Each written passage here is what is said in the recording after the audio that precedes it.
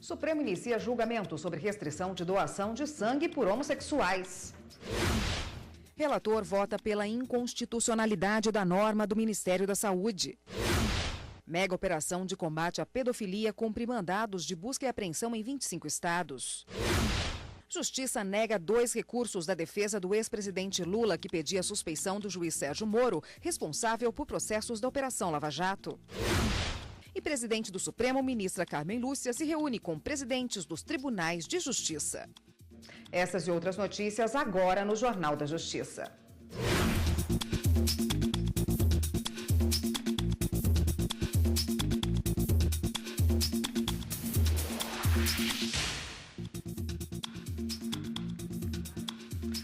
Olá, boa tarde para você. Combate à pedofilia. A Secretaria Nacional de Segurança Pública do Ministério da Justiça deu início hoje à Operação Luz na Infância. Estão sendo cumpridos mandados de busca e apreensão em 24 estados e no Distrito Federal. A repórter Carolina Chaves, ao vivo, tem os detalhes. Boa tarde, Carolina. Boa tarde, Érica. Boa tarde a todos. Olha, nessa operação não havia previsão de mandado de prisão, mas pelo menos 90 pessoas foram detidas em flagrante com material pornográfico infantil em 4 estados e também no Distrito Federal.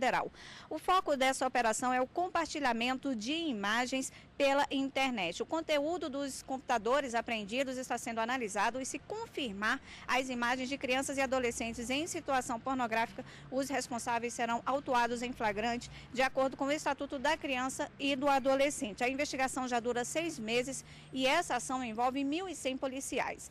Os alvos dessa operação foram identificados por meio de cooperação mútua realizada entre a parceria da Diretoria de Inteligência da Senasp com a Embaixada dos Estados Unidos aqui no Brasil. Érica.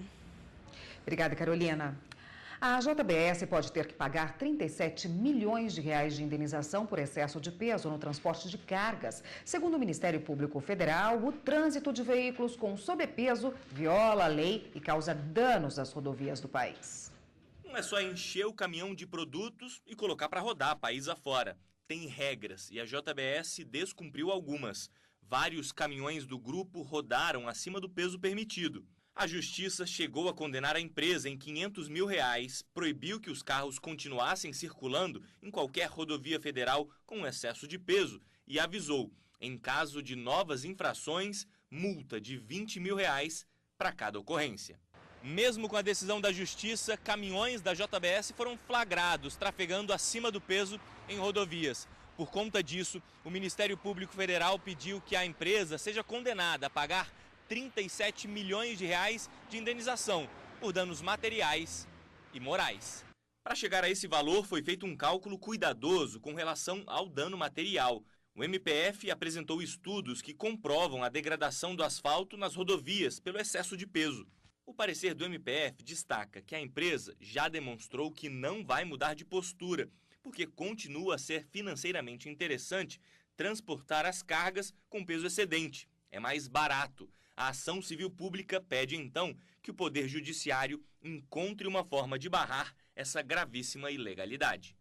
Segundo o DENIT, Departamento Nacional de Infraestrutura de Transportes, foram mais de 24 mil autuações para a JBS por excesso de peso, de fevereiro de 2010 a abril de 2013. O juiz da 7ª Vara Federal Criminal do Rio, Marcelo Bretas, aceitou a denúncia do Ministério Público Federal contra o ex-governador do Rio, Sérgio Cabral, Arthur César de Menezes, o Rei Arthur, e Carlos Arthur Nussmann, ex-presidente do Comitê Olímpico Brasileiro. Quem tem as informações é a repórter Evne Araújo. Boa tarde, Evne. Oi, Érica, boa tarde. Além de Sérgio Cabral, Carlos Arthur Nussmann e Arthur César de Menezes, a Justiça Federal do Rio aceitou ainda a denúncia contra outras 3 pessoas. Eles vão responder pelos crimes de corrupção, lavagem de dinheiro, evasão de divisas e organização criminosa. Segundo as investigações, o grupo movimentou cerca de $2 milhões para que o COI, o Comitê Olímpico Internacional, elegesse o Rio de Janeiro como sede das Olimpíadas de 2016. Érica. Obrigada, Evne. A Polícia Federal cumpriu hoje mandados de prisão pela 46ª fase da Operação Lava Jato. Um deles é contra o ex-gerente da área internacional da Petrobras, Luiz Carlos Moreira da Silva, que foi condenado ontem pelo juiz federal Sérgio Moro a 12 anos de prisão por corrupção passiva e lavagem de dinheiro.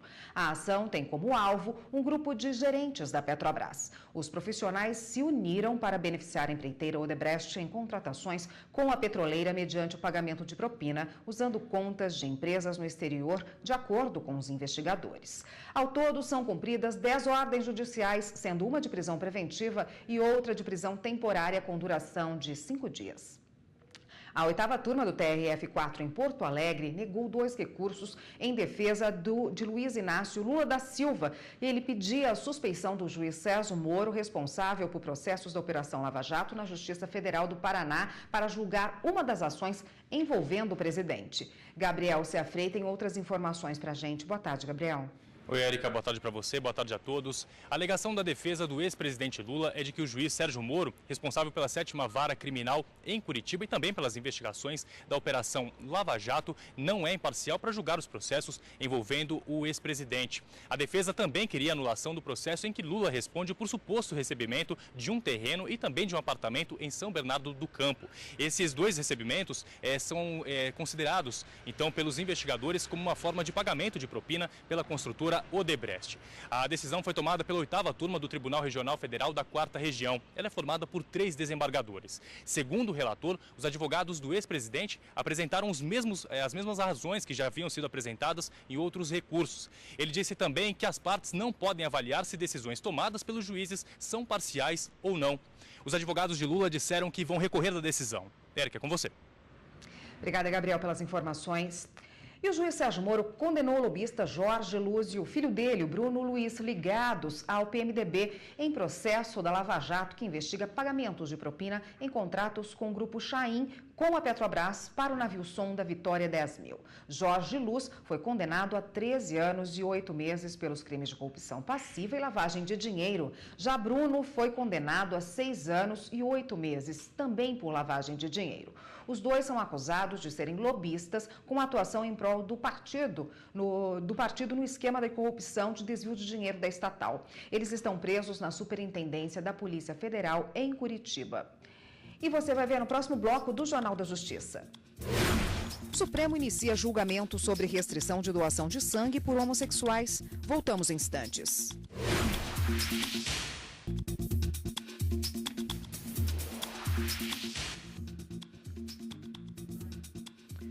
O Supremo Tribunal Federal começou a julgar normas da Anvisa e do Ministério da Saúde que restringem a doação de sangue de homens homossexuais. O único a votar até agora, o relator ministro Edson Fachin, quer que as normas do Ministério da Saúde e da Anvisa, que só permitem a doação de sangue por homens homossexuais, 1 ano depois da última relação sexual, sejam declaradas inconstitucionais. Para o ministro, elas estabelecem uma discriminação injustificada. O estabelecimento de grupos e não de condutas de risco incorre, em meu ver, em discriminação, pois lança mão de uma interpretação consequencialista desmedida, apenas em razão da orientação sexual. Afrontam sobremaneira a autonomia e o reconhecimento daqueles que querem doar sangue e encontram-se, não por outra razão justificável do ponto de vista da medicina e da saúde, mas encontram-se pela razão da orientação sexual, limitados pelas previsões normativas ora impugnadas. A ação foi proposta pelo Partido Socialista Brasileiro. O que se questiona aqui é a premissa de que a orientação sexual coloca em risco o sangue doado. É esse o absurdo do descrime que ora se questiona. Eu sou mulher branca, heterossexual, e toda vez que eu vou doar sangue lá na minha cidade de Santos, eu saio com o seguinte adesivo: você salvou 4 vidas. Esse direito é ceifado das pessoas homossexuais e bissexuais, pelo simples fato que a Anvisa e o Ministério da Saúde partem da seguinte premissa, de que essas pessoas são promíscuas. A Defensoria Pública da União destacou que, com as normas, todo ano, 19 milhões de litros de sangue deixam de ser doados. Uma doação são coletados, em média, 450 mililitros de sangue, de modo que o desperdício anual de 19 milhões de litros corresponde a um número assombroso de vidas que poderiam ser salvas, mas que acabam desassistidas. O julgamento vai ser retomado na próxima quarta-feira, com os votos dos demais ministros da Corte. Bom, e para falar sobre a sessão de ontem, está aqui a consultora jurídica da TV Justiça, Karina Zucolotto. Boa tarde, Karina. Boa tarde, Érica. A gente viu algumas sustentações orais aí, né, na reportagem da Ana Paula sobre a sessão de ontem.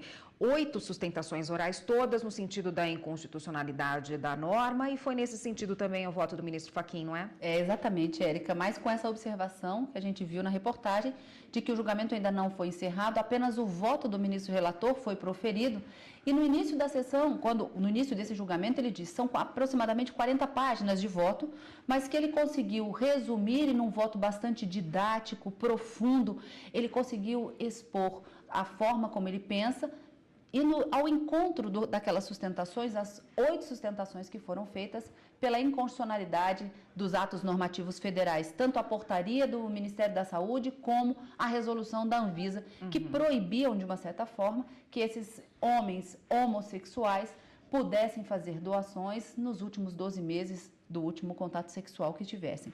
Mas os principais argumentos trazidos pelo ministro Edson Fachin no julgamento de ontem, e que me chamaram bastante a atenção, foi que a norma, quando ela cria uma restrição para um direito fundamental, para o exercício de algum direito fundamental, ela levou em consideração, e daí a inconstitucionalidade, não a orientação sexual, mas levou em consideração, pelo contrário, a orientação sexual dessas pessoas e não a conduta social de risco que elas apresentavam. E isso seria algo absolutamente injustificável. O princípio da isonomia foi violado nesse sentido, porque disse o ministro, para que a restrição venha ao encontro e não viole o princípio da igualdade, o elemento discriminador ele tem que ser justificável. E se ele não se justifica, viola a isonomia e viola, portanto, o texto da Constituição. Ele diz que restringir o direito apenas para garantir a segurança do banco de sangue seria muito pouco para dar esse tratamento diferenciado a esses homens homossexuais. E ainda diz que esse tratamento desigual, esse tratamento inconstitucional, injustificável, não consideraria as pessoas como elas são, violando um princípio que é muito caro à República Federativa do Brasil, que é o princípio da dignidade da pessoa humana. Então, essas duas normas devem ser declaradas à luz do que entendeu o ministro Edson Fachin, como absolutamente violadoras da Constituição, de princípios nela esculpidos, porque discriminam e não incluem. Esse foi o entendimento dele. Mas esse não foi o único julgamento iniciado na sessão plenária de ontem, quinta-feira.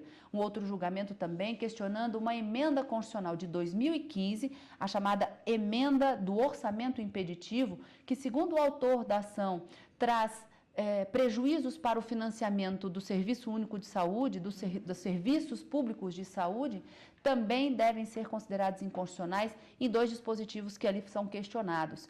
E o principal argumento é que, havendo uma redução no custeio do financiamento do Serviço Público de Saúde, haveria a violação também da Constituição no que tange ao direito à vida, ao direito à saúde, o princípio da vedação do retrocesso, o princípio da proporcionalidade, dentre outros princípios violadores também. Em janeiro desse ano, o ministro Ricardo Lewandowski, relator dessa ADI, concedeu uma liminar para suspender os efeitos desses 2 artigos da emenda. Mas no plenário, a semana que vem, é possível também que esse tema seja retomado para a discussão do mérito. Tá ótimo, Karina. Obrigada pela participação. Até semana que vem, então. Até, eu que agradeço. Até lá. Urna eletrônica de cara nova. O modelo tem a impressão de voto para atender à determinação do Congresso. O Tribunal Superior Eleitoral fez a segunda sessão pública para a licitação do equipamento, que já deve ser usado nas eleições gerais de 2018. A audiência aconteceu na sede do TSE em Brasília e foi importante para esclarecer dúvidas e dar oportunidade para empresas e cidadãos entenderem a complexidade do novo modelo da urna eletrônica. Os participantes tiveram acesso aos detalhes sobre os dispositivos que compõem o gabinete da urna, que é a parte externa do equipamento. Conheceram ainda os componentes e mais de 2.000 peças que a máquina possui. Este novo modelo vai possibilitar a impressão do voto, conforme determinação do Congresso Nacional. A previsão é concluir a produção de 30.000 novas urnas até o dia 17 de agosto de 2018, para que já possam ser utilizadas nas eleições gerais do ano que vem. Todo o processo de produção do equipamento será auditado pelo Tribunal Superior Eleitoral.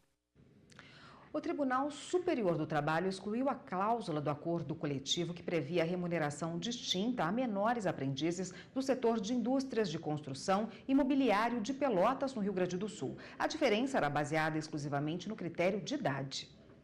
A decisão foi tomada no julgamento de recurso do Ministério Público do Trabalho contra a homologação pelo Tribunal Regional do Trabalho do Rio Grande do Sul de acordo entre os sindicatos dos trabalhadores e das indústrias da construção e do mobiliário de Pelotas.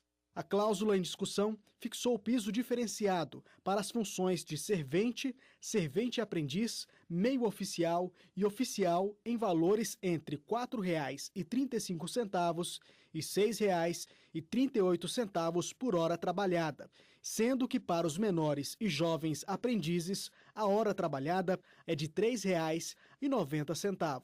Segundo o MPT, aos aprendizes também deveria ser assegurado o valor mínimo nacional por hora trabalhada. O recurso se fundamentou no artigo 428 da CLT, que trata do contrato de aprendizagem e garante o recebimento do salário mínimo hora, salvo condição mais favorável.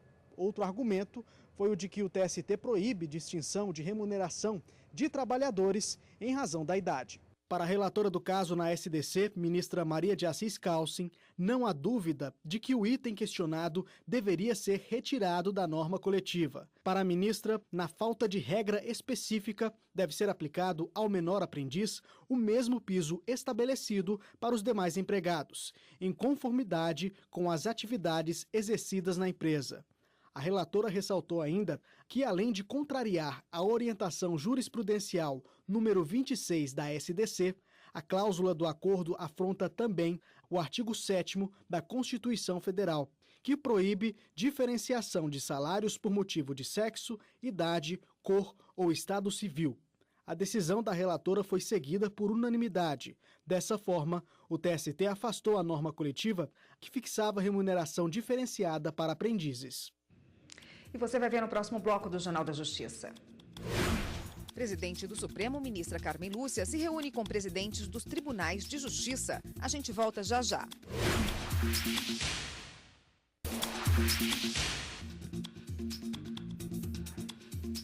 Na manhã desta sexta-feira, a presidente do Supremo Tribunal Federal e do Conselho Nacional de Justiça, ministra Carmen Lúcia, se reuniu com presidentes dos 27 tribunais de justiça estaduais e do Distrito Federal. Em pauta na reunião de hoje, resultados de assuntos tratados em encontros anteriores e ações para melhorar as atividades do Poder Judiciário. A presidente do Supremo Tribunal Federal e do Conselho Nacional de Justiça, ministra Carmen Lúcia, definiu tópicos e apresentou aos presidentes dos tribunais dados que devem ser utilizados para a elaboração do projeto de lei que está no Congresso sobre o teto salarial para o Judiciário. Explicou aos participantes da reunião como está a organização do Encontro Nacional do Poder Judiciário, que será realizado em Brasília em novembro. Além disso, anunciou que o Cadastro Nacional de Movimentação de Presos, que será implementado gradativamente em todo o país, já está pronto e em fase de testes. Ainda na área de tecnologia, o processo judicial eletrônico também foi discutido entre os participantes da reunião. A ministra Carmen Lúcia também anunciou que está pronta uma orientação sobre como deve ser feita a segurança de juízes e demonstrou preocupação com a saúde dos magistrados. O combate à violência doméstica também foi outro assunto de destaque no encontro. A ministra ressaltou ainda a importância de adotar estas práticas nos tribunais. Também foram apresentados aos presidentes os resultados de esforços para análise de recursos em processos que estão em tramitação nos TJs e um diagnóstico preciso sobre a situação dos tribunais. Por fim, a ministra apresentou a situação das execuções fiscais aos desembargadores. Todas estas informações serão levadas pelos presidentes para melhorar a prestação jurisdicional ao cidadão. E nos próximos encontros, resultados imparciais serão apresentados no STF. Realizados de forma periódica, os encontros entre a presidente do STF e do CNJ com os desembargadores têm o objetivo de avaliar a situação e traçar metas para o Poder Judiciário. Após o divórcio, o ex-cônjuge, que detém o uso exclusivo de um imóvel de propriedade do casal, deve pagar aluguel ao outro que não usufrui do bem. O entendimento é do Superior Tribunal de Justiça. O caso analisado é de uma mulher que, ao se separar do marido, resolveu continuar no imóvel do casal, sob o argumento de que a partilha do bem ainda não havia sido feita. O ex-marido, que saiu de casa, resolveu exigir na justiça indenização pela ocupação do imóvel. O Tribunal de Justiça de São Paulo decidiu que a mulher deveria pagar aluguéis ao ex-marido por se beneficiar exclusivamente do bem comum, conforme perícia realizada que apurou o valor da locação. A mulher recorreu e o caso veio parar no STJ. A ministra Nancy Andrighi, relatora do processo, destacou que a jurisprudência do tribunal é bem clara e não deixa dúvida sobre a obrigação da ex-companheira ao decidir continuar a morar no apartamento, que é um bem comum, mesmo antes da partilha. A ministra disse ainda que negar o pedido de indenização caracterizaria enriquecimento ilícito por parte de quem continua a morar no imóvel. Esta advogada explica que o pagamento de aluguel é uma forma de reparar quem não pôde utilizar o bem. A ideia do direito é ver que aquele que saiu precisa reconstruir a sua vida. Ele vai morar de aluguel, ele vai querer comprar um novo imóvel para estabelecer sua residência. E aquele que está morando no imóvel, na verdade, está usufruindo com exclusividade daquele patrimônio. Em decisão inédita no Distrito Federal, a Justiça autorizou uma família a cultivar maconha em casa para o tratamento de saúde de uma jovem de 17 anos. A Polícia Civil vai fazer o controle sobre o uso da erva como medicamento. Aos 2 anos de idade, a Júlia, hoje com 17 anos, teve uma infecção de ouvido. Quando tomou anti-inflamatório para tratar a doença, teve uma grave reação alérgica, que acabou causando um edema no cérebro. Os sintomas logo apareceram. A jovem começou a ter fortes contrações e dores musculares do lado direito do corpo. Eu usava um remédio à base de morfina e não era realmente muito bom para mim, porque ele mexia nos meus hormônios e mexia em um monte de coisa que me deixava alterada e me deixava muito irritadiça. No início deste ano, a família da jovem viu na maconha a melhor forma de diminuir o sofrimento da Júlia e evitar os efeitos colaterais de medicamentos industrializados, e decidiu buscar a justiça para conseguir uma autorização e cultivar a planta em casa. Para conseguir a autorização judicial, a família da Júlia reuniu laudos médicos de neurologistas e fisioterapeutas. Além disso, obteve documentos da Agência Nacional de Vigilância Sanitária. Em pouco tempo veio a resposta. O pedido foi negado em primeira instância. Os familiares da jovem decidiram então recorrer e pediram para que o desembargador responsável pelo processo fosse ver de perto a situação enfrentada pela Júlia. E eles conseguiram. São os primeiros do Distrito Federal a terem autorização da Justiça para cultivar maconha para fins medicinais. A primeira turma criminal do Tribunal de Justiça do Distrito Federal concedeu um salvo-conduto para que a família possa manter as plantas em casa. No entendimento do relator, negar o uso da substância por parte da estudante ameaçaria o direito dela à saúde. O padrasto da jovem comemora a decisão, já que a importação de medicamentos que tenham a cannabis sativa, nome científico da maconha, é muito cara. Ele ressalta ainda que as dores e contrações musculares sentidas pela Júlia diminuíram após o uso da substância. Essas crises acontecem em 24 horas, são 24 horas de dor, de crises. Então, uma manhã que a Júlia resolveu contar, antes da cannabis, ela contou só pela manhã na escola 40 crises. Então, e assim, com muita dor, com muita morfina. Então, desde que a gente começou o tratamento com cannabis, a morfina nunca mais entrou aqui na casa. Mas para manter o cultivo, a família da Júlia terá de seguir algumas regras. Qualquer material relacionado à planta não poderá ser fornecido ou vendido a outras pessoas, nem mesmo para pessoas da família que tenham condições semelhantes à da estudante. A família não pode comprar sementes da planta. Também devem ser feitos relatórios mensais com informações sobre quantidades de espécies, sementes, mudas, a extração no período, o desenvolvimento do cultivo, o descarte do material e a quantidade de óleo extraído das plantas. O documento tem que ser entregue à Polícia Civil. O advogado faz um alerta. O cultivo da cannabis só pode ser feito com autorização judicial. Caso contrário, a pessoa pode responder por 2 crimes: tráfico de drogas ou por posse de medicamento com substância proibida pela Agência Nacional de Vigilância Sanitária. A melhor forma hoje ainda é buscar a via legal, né? Infelizmente, a gente temos recebido notícias aí de pais que têm se aventurado, importado medicamentos sem a prescrição legal, né, cultivado em casa, também sem essa autorização. E eu afirmo, é um risco, porque as penas não são brandas, são penas severas, sujeito inclusive o infrator à prisão preventiva, ou seja, você pode esperar o processo preso. E aí um problema que já é enorme, que você tem um ente querido sofrendo, vai se tornar 3 vezes, 4 vezes maior, porque além disso, o provedor da família, às vezes, o arrimo da família vai estar segregado. Hoje a gente fica por aqui. Para você, uma boa tarde, um ótimo fim de semana. Até segunda-feira.